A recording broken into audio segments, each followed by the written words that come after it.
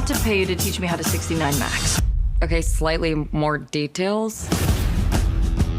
Here's the thing. All I ever wanted is Max Warren. What is he into? Max loves to 69. Huh? Every person on Earth was more sexually experienced than me. And then everything changed. I found my sexual fairy godmother in a strip club. You've got yourself a little sex coach. Can you please stop thrusting your crotch? Let's start with what you know. I've heard of rim jobs. Is it when a guy puts his hands on the rim of your boobs and goes, ee-oo, ee-oo? So we're starting at 0. In order to really enjoy your first sexual experience, you have to be good at giving direction. Right? Careful. He's rock hard. Oh! Yeah, don't do that. If you're a good dancer, you're good in bed. I'm done with Magic Mike's awkward niece. What do you think is gonna happen if you get to 69 max? It'd be nice to have someone. We could watch movies, braid each other's hair, like us. Oh my God, you really are a dork.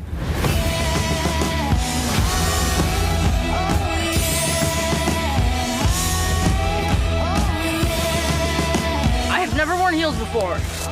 Let's hear it. Who are you? I am a sex machine! Yes, bitch. There she is. Did you know your eyelid feels like a penis? Wait, it does actually, right? Hello, everyone. My name is Heather Hurt with the NRW, where nerds rule the world, and I'm here with Sam Morelos, who plays Abby in the upcoming film Summer of 69. How are you today? I'm doing great. How are you today? Good. I love your hair. It is wonderful. Thank you. I grew it myself. Just genetics, all genetics, right? So this is a fun film about coming of age, of what happens when kids kind of want to be kids. When you first met Abby on the page, what were your thoughts? Who was she, they in your head? She was just this lovable mess who I just was so invested in from the get. Like I loved how awkward she was and how little she knew, and how, like I loved the messaging behind it of like how it's okay to have all these questions, because it's like 100,000% what happens during this like weird awkward middle age where you're not an adult yet, but you're allowed to make some adult decisions like college and whatever, blah blah blah. You're growing up, so you're not exactly in childhood anymore. It's like it's such an awkward, it is a coming of age. It's such an awkward in between that needs to be like studied. Which is what this movie does kind of. And I just thought that she was this lovely, lovable mess. Were you anything like her at all? It's absolutely I was. I mean, I was so awkward, and I didn't have very many friends either. I had a lot of trouble making friends because like I was very concerned about how much surface area I could cover rather than like the deep connections that I could make. So I was all like, if I have a lot of friends, that means that I have a lot of friends, and that's a good thing. And that I'm popular, but it really just meant that no one really knew me.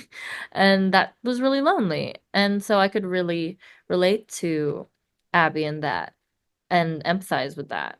And like I too was someone, and still am someone, who daydreams about like having friends who you can tell embarrassing things to and ask embarrassing questions and not feel guilty or weird about it because they love you unconditionally. Like that is something I really relate to. Beautiful. That's a wonderful answer. All right, the interview's done. We're good. No, I'm just kidding. Perfect. That's a perfect answer. With that being said, I usually say this is usually like one of my end questions, but with that being said, it sounds like you really dug into who Abby was/is. So what did you learn about yourself other than, you kind of have those same moments? What did you learn about yourself while acting through Abby? I mean, I learned a lot about, I mean, I'm learning from Abby to be okay taking up more space, and that it's okay to be that like the best version of myself exists when I like myself and when I'm confident in who I am and what I bring to the table, because that really was the Abby over the course of the movie really undergoes this makeover, but it wasn't the traditional glasses off, dress on, all of a sudden you're pretty and you're wanted and everyone likes you.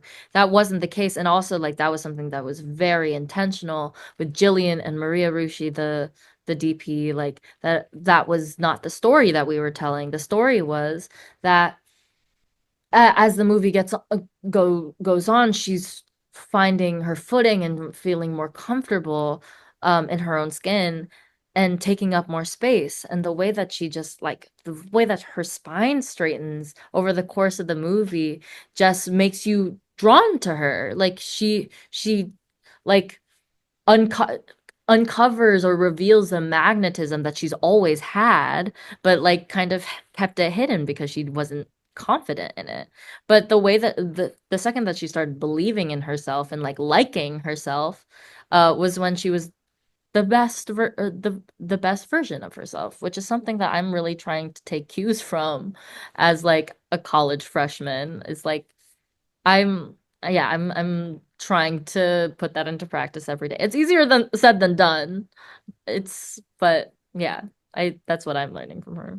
That is wonderful. It's especially for a young person. All right, my last really quick question, because I only got 7 minutes, people. I've got to ask all the questions. Yeah, sorry.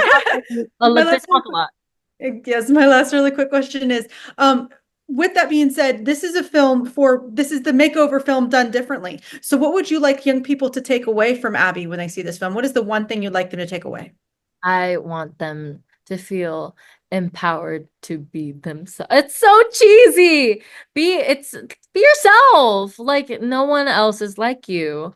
And it's okay to be weird and it's okay to have your crazy interests, because there's going to be someone who wants that, who loves that about you, who loves that you love the things you love. It's the same, like the way that Max, am I allowed to do spoilers in this? Is that okay? Try to reduce. Okay. The way that she finds her people and she finds friends when she lets herself, she allows people in and she shares herself with other people. So and also like take your time, like go at your own pace too, like learn things at your own pace is something that I'd want young people to take away too, is like, because we're in such a culture of like everyone should, like, social media wise too, weirdly everyone's kind of like, oh, you need to know all of this by this age. It's so not true. Do the things that you're comfortable with when you're ready, not when the internet tells you should be ready. That's something I want to win. That is a good message. I think parents should also take a note of the exact wording there. Thank you so much, Sam, for your time today. Summer of 69 arrives on Hulu on May 9th. Thank you, and you have a wonderful day. Thank you. You too.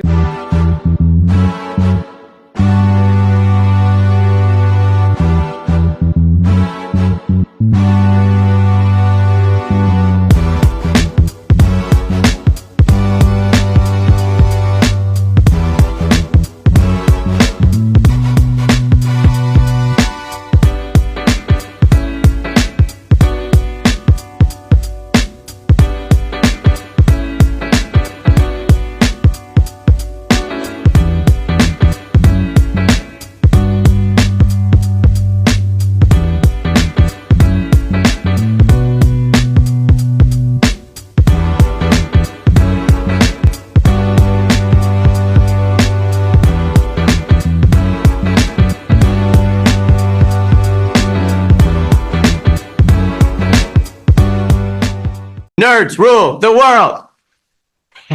Pleasure chatting with you. Love to all my nerds who rule the world. You nerds rule the world. Yes, we do. Thanks. Nerds rule the world. Thank you. I love the nerds ruling the world, so more power to you. Patrick, what up, man? And yes, they do. Nerds rule the world, kid. Yes, sir. I'm one Thank of you. Awesome. Kuya P, nerds rule the world. Hello. Yes, they do. Yes. Oh, nerds rule the world. I got. It's in the title of your show, like nerds rule the world. Like I want more Black weirdos on screen, and I don't feel like we ever get to see that very much. Thank you so much. Nerds do rule the world. Yes. Thank you. Thank you, nerds rule. Love it. Hello, Sarah. Hello, Julian. Yes. Rock on. I love it. Thank you so much. It's good to see you. I love Nerds Rule the World. But yeah, there's a heavy nerd component, man. Yeah. And at the end of the day, if you ask me, nerds rule the world. So Absolutely. And you're right. Nerds do rule the world. We're just the best. Yes. Thank you, ladies. Nerds so much. Yes. Thank you, guys. Bye. It's your boy Kuya P. Nerds rule the world. Thank you so much, guys. I appreciate you. They rule the world all right. Yes. Take care, Tony. Thank you, guys.